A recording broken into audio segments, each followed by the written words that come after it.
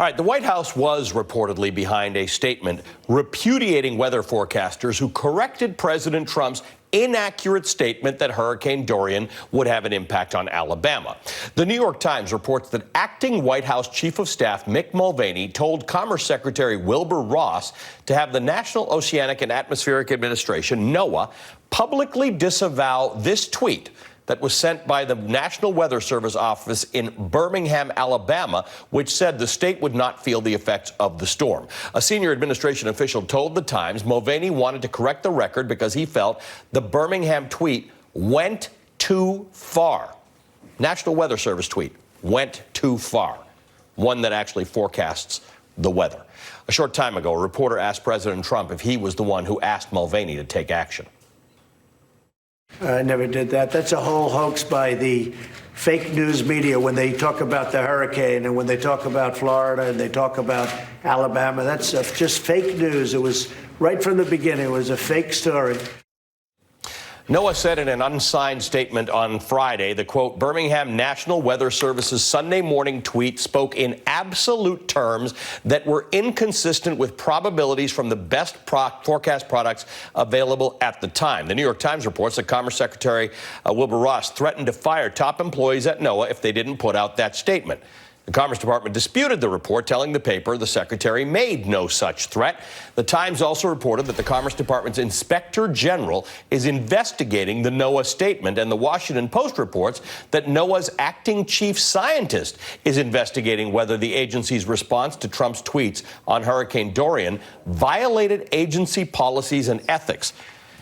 Joining us now to talk about this is Wisconsin Democratic Senator Tammy Baldwin. She sits on the Commerce, Science, and Transportation Committee, which oversees NOAA. Senator, good to see you. Thank you for being with us. Good to see you. What do you make of this? We have politicized a weather forecast, and as a journalist who covers hurricanes a lot, we already have a problem with the public not always trusting the government's forecast or not trusting the media on these things. Now we've politicized this. Where do we go from here? Well, this is deeply disturbing because this extends far beyond NOAA in terms of the respect for science and the lack of respect, I should say, for science in this administration and others in the past. But the public needs to be able to rely on weather forecasting that is as accurate as possible, not only to decide common things like what are you going to wear today, do you bring an umbrella or not, but also for extreme weather events which are happening with far greater frequency. People need to know whether they need to evacuate or seek shelter or what have you. And so this is a deeply disturbing area, and the idea that a high trumpet official or the secretary of the department has altered or directed the suppression or alteration of weather information or other scientific information is really a problem.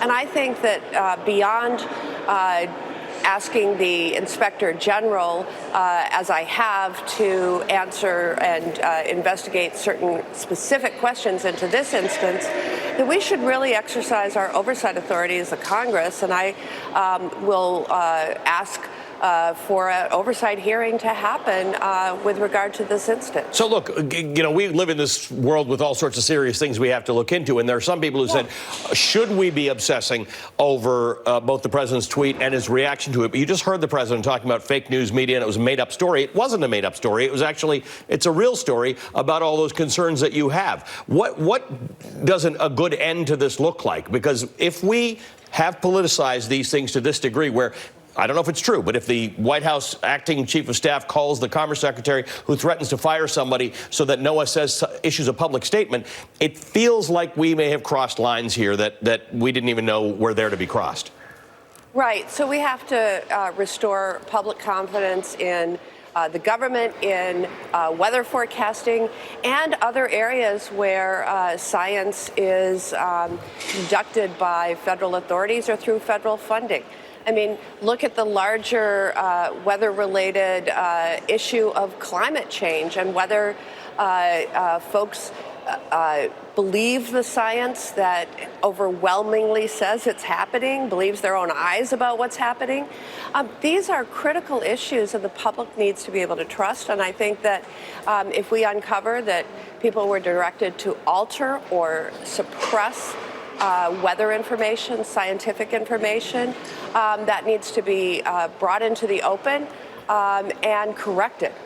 Senator, let me switch gears and talk about guns right now. The president has indicated that he's prepared to do something. That sometime this week he's going to say something about guns. Mitch McConnell says, I can't do anything about guns until I have a signal from the White House about what the president is going to sign. Where do you think we are right now? Well, I think what you're reporting is what I'm hearing, but let me just be very clear. 6 months ago, the House passed a measure expanding background checks to cover all gun purchases. That's what the public is demanding as a first step, a very basic safety step. It's completely consistent with the Second Amendment. And President Trump shouldn't have anything to say about what Mitch McConnell schedules for debate and a vote in the Senate.